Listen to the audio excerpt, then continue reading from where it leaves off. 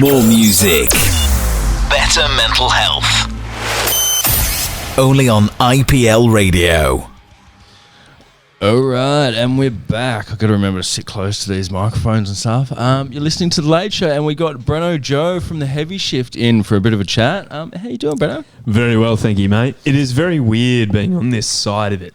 Yeah, right. You're not used to sitting in the interviewee's position. Yeah, this feels like being the interviewer. This feels like I'm in a job interview or something like that. So you are. We are. Just so you know, we are judging you, and we judge harshly. Yeah, fair enough. So I see on your resume here you've. You do The Heavy Shift. That is correct. Every Monday night. Monday night from 6 till 9. Yeah, Australian Western Standard Time. That is correct. Yep. And I know that we get a bit of following internationally. Do you know? I know that The Heavy Shift has got a bit of a following. Do you know where most of them are based? I believe they're in America. Oh, right. Oh, that's cool. I don't know. I don't really international market. Yeah, well, I don't know. They don't talk to me, so I wouldn't have a clue. So, right. Yeah, so supposedly there's a few listeners over there, and if they're listening right now, thank you very much. But I don't know. I don't mean this in a selfish way, but I don't really do it for them. Yeah. You know, I do it because I enjoy it. That's what sort of makes it more organic as well. You know what I mean? You're doing it because it's what you enjoy doing, and you're playing the music you enjoy listening to. So yeah, that's right. And like actually, I was doing an interview earlier tonight because I do like a pre-chat to sort of get to know the guests that are coming up. Yeah. And I was chatting with him tonight, and where was it going with this? What was the question to start with, or did I just go on a tangent? I do this all the time. About I don't think he's going to doing the show for you. Nah. Basically, you're doing a show that you would enjoy, and basically playing the tunes you like. Because I was too busy thinking about what we were talking about. We went on to America for a bit, and then you're like, I'm doing it for me. That's where we're at. Yeah, okay. Yeah. I can't even remember now. Anyways, doesn't matter. Who was the guest? Is this like a guest that you're going to have coming on soon? Can we sort of plug it a little bit and let people know? It. So in a couple of weeks' time, I will have Shannon from Ashen, which is a death metal band here in Perth, and he's going to be coming in the studio. So because he lives in Kwinana, your neck of the woods, mate. Might be your next door neighbour. Could be. Well, probably not. Probably not. No. Not my neighbours. And is there much of a heavy metal scene locally and stuff? Many bands? I don't know about local is in Rockingham, but Perth, I believe there's a few. Yeah. But that's local enough. Well, yeah. I just don't go up there because who can be bothered, right? It's too far away, man. I don't like travelling. No, once you get to like older, you're like, I could go to Perth or I could go to bed. Yeah. You know what I mean? I hear everybody talking smack about the World Economic Forum and they're trying to bring in like 15-minute cities and 15 miles from home and stuff. I'm thinking, that actually doesn't sound too bad. But I don't think that would work in a Perth sense because we're so sprawled out. Yeah, well, I think in major cities, it would work. But as soon as you get out to like outback Australia and stuff, people got to travel 15 minutes to see their neighbour. You know, I think it's like 15 hours to see their neighbour. Yeah, exactly. You know? So that's never going to work there. But so, where did this sort of journey and the Heavy Shift start for you? How did you get into radio and how did I get into it? Well, it all started when I was a young man. Going right back in the origin stories. Yeah. Oh, man, for the, I guess, like IPL sort of story, my partner and I went to the movies and there was an advert for the radio station. Oh, really? And I think it was for like when they were over at the other joint. Yeah. And she's like, you should message them. And I'm like, no. Yeah. Anyways, she hassled me for a bit and I eventually emailed him and had an interview with him. And didn't hear back from them for 2 months. Like, really? Yeah. And then they're like, do you want to have a show? Do you want to start tonight? And I'm like, maybe next week. Really? Just lobbed it on you? Yeah. And I remember walking down here and I was like, I was thinking of all these mental excuses of why I couldn't do the show that night. Like I was just like so anxious and just scared. And I think if those first few shows, I'm so glad no one listened to them because it would have been terrible. Yeah. You never know. They've probably still got the recording somewhere in the archive. We could potentially dig them up. We'll play it 1 week when you're not here. Well, go right ahead, mate. It's probably not going to be good. Like, honestly. So do you have like a background in sort of multimedia or anything like that? Or I can talk, Like, so maybe that's sort of prerequisite for wanting to do radio, I suppose. When I was 10 years old, I did a commercial on radio. There you go, for Kalgoorlie, one of the Kalgoorlie radio stations. Yeah, right. It was, can't remember the whole thing, but it went something like, I don't know, it was Cool Shades. So it was like, get your cool shades in your backyard or something. I can't remember. Just like that. Yeah, there we go, nailed it. Yeah. Oh, God, going back. I want to track that down somehow. I would like to too. Yeah, because I used to have it on cassette. Yeah. But when, like an idiot, when I was like 13, I didn't care about it anymore. So I recorded Offspring over the top of it. As you do, yeah. Cover up those little things so you can record over the tracks again. VHSs, good old VHSs. No, it's cassette. Oh, cassette, yeah. But the VHS and stuff like that. You know what I mean. I know what you mean. So Nate's like, what is that? I know what a cassette is. Yeah, I know. I'm just playing. It's not as cool as an iPod. What's an iPod? Actually, they're not a thing anymore either, are they? I think I sort of skipped the iPod thing. Did you? Yeah. You are aware of smartphones, but yeah. Now smartphones and stuff, but I was like, when smartphones, I think make more sense, because you can carry all your music and make phone calls, and it's got a calculator on it and stuff. And it's got a calculator. Whatever. That's the most important thing. Nobody wants to use their brain. Calculator, man. For those, There's a warning for you. Don't ever comment on his age. He doesn't like that. What? Yeah, I'm a little bit old. Far out. No one's old. But no, I was like, old. The Discman was cool. Life's too short. I remember. Oh, those things. I used to see them on old movies and stuff. Like, I remember Discmans, but then, I don't know. Didn't really get into the iPod thing, and then when phones come out, it was like an iPod and a phone and everything all in fantastic. one. And it was like, this is the utility knife of like media gadgets and shit, So I remember the old iPhones where you had they didn't even have a touch screen. You just had to circle the button, go around and round and tap. That's the iPod classic. That's the original iPod. Yeah, because they changed to almost the Nano. Yeah, they almost the Nano changed. was a touch screen one. Yeah. No. Sorry, iPod Touch. And then the Nano was the little guy. Yeah. I used to have one. Then they had a little Nano with a screen on it. That was yeah. I miss those ones because you could clip it to your collar, and go running or whatever and listen to songs. I remember the ads. And what the fuck can you do? What the truck can you do with a phone? You know what I mean? You can buy when you're running. I mean, it's just so bulky. Yeah, so I do miss the Nano. Yeah, it's weird. And then they went through the stage of trying to make phones smaller and smaller and smaller. And everybody's like, "Oh, I've got the smallest phone." I was like, "Good luck with that. That's getting lost for sure." Do you remember in Zoolander and he pulls out his little tiny little phone? God. Yeah. I've seen an ad today. Seen an ad today for a transparent phone. It's just like a little piece of glass you carry around, and the screen lights up. You can turn it off and take photos. You just hold it up. No way. That sounds very science fiction. Is that it is very science fiction-ish, but it was some sort of... Who does the one that you can fold? Oh, those things are around. Yeah, those things are still around. Yeah, of course. How well they're doing. I don't know. That sounds pretty insane. Anyways, where were we? We're talking about you getting into radio and stuff. Yeah. So this is... I love it how you brought it back. Everything out. Yeah. So this is a secondary job for you, and a volunteer one of that. You're just doing what you love. What do you actually do to sort of make a crust? You have a trade, a craft, an art form or something? Oh man, I'm a man of many hats actually. Nice. Jeez. So how can I sort of summarize this? I have a online clothing store that secondhand clothing. My previous life, I was a horticulturalist, or am a horticulturalist, but not a practicing horticulturalist. No. And then I'm just about to go and doing the FIFO life, mate. Oh, fly in, fly out. Well, it's actually drive in, drive out, but same thing, right? Same thing? Yeah. Dido? Dido. Yeah, there you go. Yeah. That's a thing. That'll work. Yeah. Right, so not a practicing horticulturalist anymore? No, well, 5 years ago, I think I was running the nursery at Bunnings for a little while there.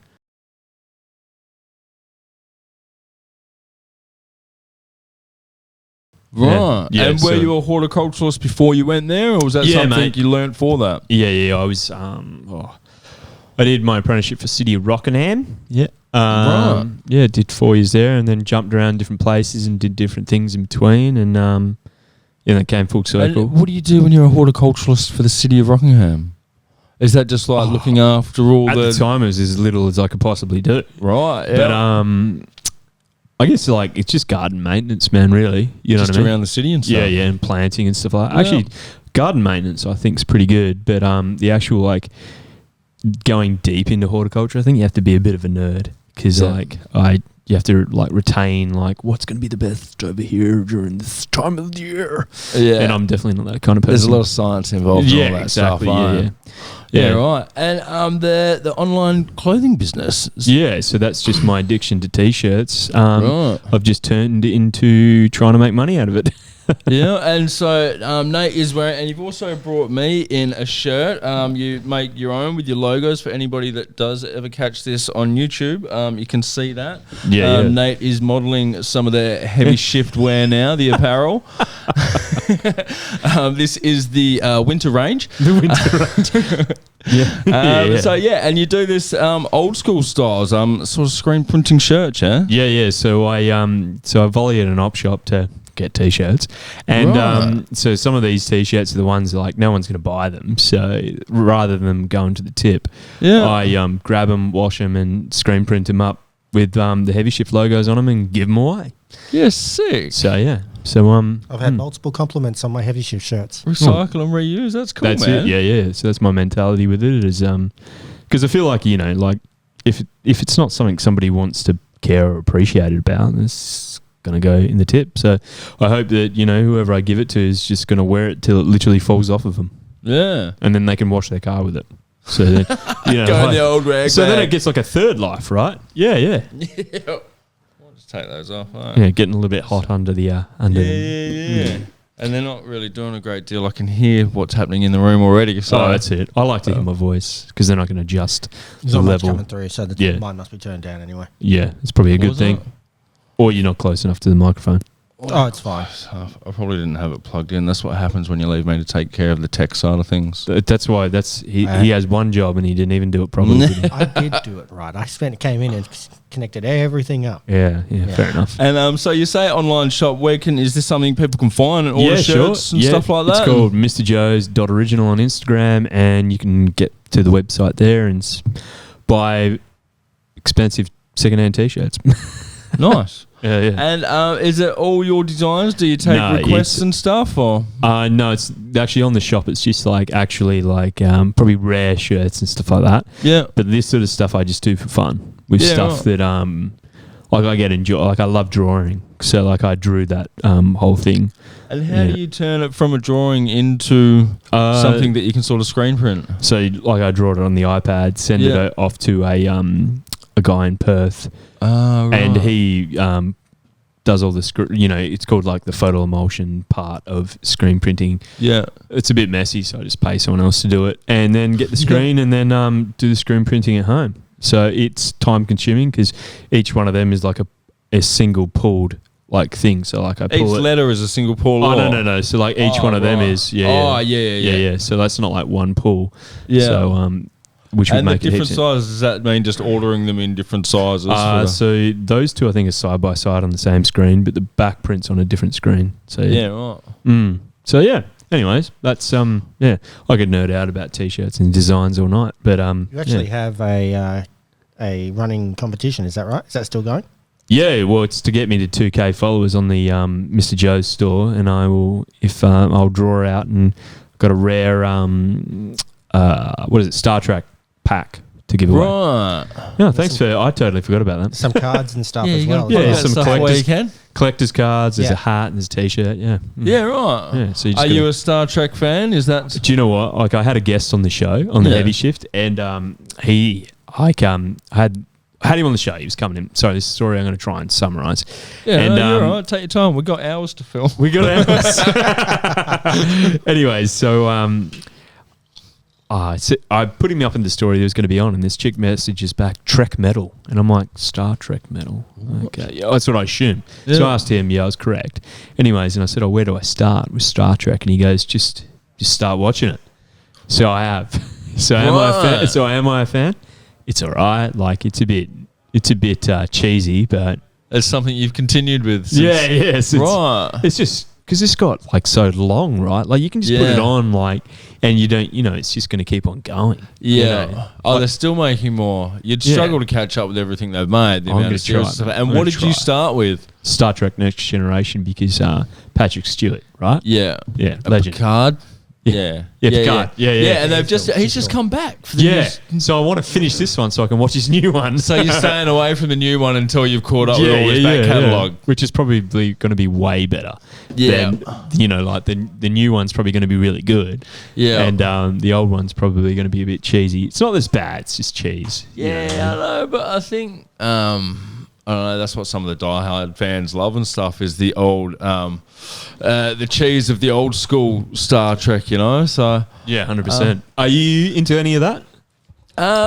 Not hugely. I don't mind it and stuff, but yeah. You find it entertaining, sort of thing. Yeah, it's entertaining, Like I tried to start watching some of the new one, and I watched some of the old Star Trek movies, and I know the original 6 Star Wars movie. I know that's a completely different franchise and stuff like that, but I watched the original sort of 6 Star Wars movies, but all the new ones are like Keeping Up with the Mandalorian, and even I can tell you what, of the new ones, Mandalorian, Rogue One. That's it. Don't watch anything else. Everything else is terrible. Yeah, right. Yeah. That's hilarious. I have heard the new ones don't really hold, like, they've got good special effects and more. Have you watched any of them? Not watched it in depth. I've seen like trailers. I've seen things like that. I went to this is how much of a Star Trek fan I was. A Star Wars fan. So can't even say the right movie anymore. I went to the midnight premiere for like the Force Awakens. Really? And I was like, I was in denial. I was like, oh yeah, this is okay. Then the second one came out. I'm like, this is terrible. This is terrible. This is why so am I bad. put myself through this? Yeah, why? Yeah, right. Midnight screenings. Idiot. The only I also did that for Suicide Squad. That was terrible. Oh yeah, I still haven't been able to fully watch that. I don't understand how the first one. Yeah. Do you reckon the second one was much better? It was entertaining. I'm glad I didn't go to the midnight screening for it. You know what I mean? Yeah, right. Yeah. It was weird they just rebooted that, Like, hey, didn't you just do a Suicide Squad in there yet? Yeah, I think DC have been trying to sort of catch up on. Well, they've been trying to do that, but each time they try and like do it, they make it worse. Yeah, you know what I mean. Like, I didn't think like that second one was bad. Yeah, I didn't think the first one was necessarily good, but it was entertainment. Yeah, I've lost. See once again, because Disney owns the Marvel thing. Yeah, they've done to Marvel what they're doing to Star Wars. And like it's just gone too far. Like people are like, "Oh, have you seen this movie?" I'm like, "Oh, I'm probably like 10 movies behind with Marvel." And it's happening. They're doing pumping them out like almost every second week now, basically. It's flat out. And I just caught up with Ant-Man last night. Which one? There's 2, isn't it? Quantumania. Oh, it's the second one. That's the third Ant-Man. Ant-Man and the Wasp. There you go. Oh, Ant-Man and the Wasp was the second one, wasn't it? Yeah, and now there's Ant-Man and the Wasp Quantumania, which is the latest one that's meant to introduce the new big bad villain into the Marvel Universe, Kang. Dom Toretto's sister, she comes back. But it's like, hang on, aren't you with like Brian? Haven't you got some kids to look after, mate? Yeah. No, because you'd know all about that. Just went for ice cream. 6 hours later. That needs to be a short. What was that one? That's an inside joke I'll tell you about next ad break. Ad break, song break. Yeah. So in that one, basically, Dom finds out his brother's back in the picture. He's some sort of, how they managed to go from small-time criminals with a cafe or whatever they had to... Wow, I'm so far behind. I don't even know where I'm far behind. They're small-time criminals to like going into space and stuff. And turns out his brother is also they made a rocket car, Yeah, and launched it into space. And Ludacris, I don't know the name of his character, and the other one, Roman, they were in the rocket car and drove it into a satellite, crashed it into a satellite to knock it out, man. I was just like, yeah, so that's what I mean. They've gone from small-time racing criminals. So the first one was unbelievable, but within the scope of reality. Yes. Yeah. Now they look like they're about to reverse the Avengers, at least in one movie. Yes, that's what I'm thinking, right? Reality's gone out the window now. But that's the point with this new one, is that because Dom's brother's back and some sort of secret agent, all high up and against, seems to be the enemy, Dom has to come in and try and take out his brother and then try and mend also. His sister's sort of like, their sister, I should say, is like the middle ground. Oh, do you remember this time with our brother making out? Like, they're totally not retconning the entire story. And yeah, so they're finishing. So they're supposed to finish with 7, but apparently the actor Paul Walker, who played the cop Brian, wanted to go up to 10 supposedly. So Vin Diesel honoured his wishes. Right. It's probably just something that they use, like he was out on the drinks with the boys one day, and he's like, imagine if we made 10 of these things, man. Imagine if we can milk it that far. Yeah. Here's the And thing. now they're like, oh, that's what he wanted for the franchise. Yeah, but here's the thing. Yeah. So the 10th is about to come out in like June or something. It's got right? Aquaman in it. Yes, I did see It's that. whack, man. So the 10th is coming out soon, right? Yeah. And they've just announced that the finale, the number 10, is going to be a 3-part movie. A trilogy. What? So it's Fast X for 10, Fast X2, Fast X3. So 3 more movies. Wow. Talk about flogging a dead horse, man, really. Yeah, that's why I seen that announcement and I just laughed. I'm trying to remember the last one I watched. I think it was the one where like they killed off the Spanish girl. Oh, right. Yeah, that's... Oh, Letty. And then the next movie they brought her back. yeah. Yeah. And then But she had no memory of it all. What's his Yeah, name? right. And she was fighting against Dom at the start of it. Or Yeah. something Yeah, and like that. Ronda yeah. Rousey was in That it, was I think. Yeah, way and back. then not long after that, they originally made the 3rd movie, which is Tokyo Drift, and then by like Fast 5, the character that got killed off at the end of Tokyo Drift is just still chilling with them, so they had to make out like it's a different timeline, Yeah. and they caught up by bringing in a bad guy. Who? Oh, what's his name? Jason Statham. Yeah. Yeah. They killed off Han, but now they're like, oh, but he's such a popular character. We got to bring him back. So they did. How? In number 9, they just brought him back. Oh, he faked his death. He was in a car that exploded. Yeah, no, like, they how do explained that. It's just a dream vision that they did or something like that. So he just walks into their new hideout. Hey, how's it going, everybody? Oh, you're back. Oh, come give us a hug. Legit. That sums it up. That is lazy writing. Yeah. They called, Wow. Mr. Nobody, the people that Luke Hobbs, the Rock, works for. Yeah. Apparently those guys faked his death, and the CIA and all that stuff. It started off just so simple. Yeah. A simple concept. They went too far with it, just Yeah, it milking was just up. they just stole Point Break's plot. Yeah. Went way stole too it. far with it, man. Yeah. Stole it and added a bunch of cool cars. Yeah.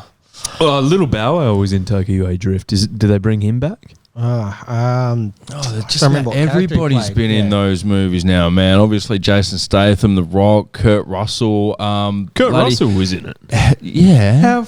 They must need to pay go- us. He's in They it must. now. Kurt Russell's Oh, in the Charlize moment. Theron was in it. Yeah, she's Helen Mirren's in Yeah, it at the Google it. moment. What Yeah. are these like? This is below all of Yeah, these actors, it's right? weird, man. It's Yeah. almost like the Expendables. How all these like dudes that used to be high up there in action movies have just like, oh yeah, quick paycheck, you know, Yeah, sign yeah, up for right. that. Like, we can make a few bucks doing We will this. give you $10 million. Yeah, okay. Yeah, Sure, right. good. Yeah. I got some tax you're debt. gonna have to sell a little bit more of your soul. You know? Yeah. You've already sold enough of it anyway. You know, so what's another 10%? Come on.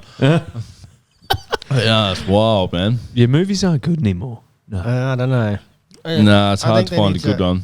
Yeah. Getting back to heavy metal. Oh, yeah. You got to bring it back, mate. And just speaking about, just mentioning how movies aren't good anymore, is new metal good compared to the old stuff? New metal is in NU, as in like in Limp Bizkit and Korn, or new metal is in new? Oh, well, see, that's something that you've just opened up a tangent right there. So you're talking about the genre new metal, or are you talking about new metal as in like brand new? Yeah, just like sort Modern of bands. currently, recently made metal and stuff compared to some of the old like Slayer, Megadeth, and Yeah, they're always classics. I didn't really get so much into Megadeth, but I do quite like Slayer. yeah. Excuse me. Excuse me. Yeah, so what was going to say? New metal. Is there any bands that are sort of killing it in the way that those I'm trying- bands did back then? No, not on that scale, because I don't think that would be achievable anymore because Really? of where... Well, back then, it was about record sales and stuff like that. And, like, back then, it was more like... It's not that there probably wasn't 20 bands around that sounded like Slayer, Yeah. but it's just that Slayer was the one that got popular, right? Yeah, right. Where now there can be 50 to 1,000 bands that sound like Slayer, Yeah. And they'll all be available to get their music, right? Yeah. Because of all the streaming services and stuff like that.